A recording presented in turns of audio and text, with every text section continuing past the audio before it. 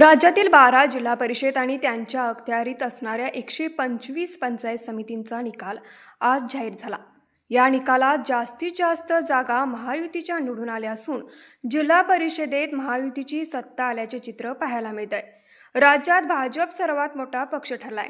कोल्हापूर जिल्हा परिषदेची निवडणूक अटीतटीची झाली होती. या निवडणुकीत जिल्ह्यात महायुतीने बाजी मारली असून महाविकास आघाडीचा पराभव झाल्याचं पाहायला मिळालं. काँग्रेसचे जिल्ह्यातील नेते आमदार सतेज पाटील यांनी महायुतीला चांगलीच टक्कर दिली, परंतु ते महायुतीच्या विजयाचा रथ रोखू शकले नाहीत. राष्ट्रवादी काँग्रेस अजित पवार गट जिल्ह्यात नंबर 1चा पक्ष ठरला. कोल्हापूर जिल्हा परिषदेला एकूण 68 जागांसाठी मतदान झालं.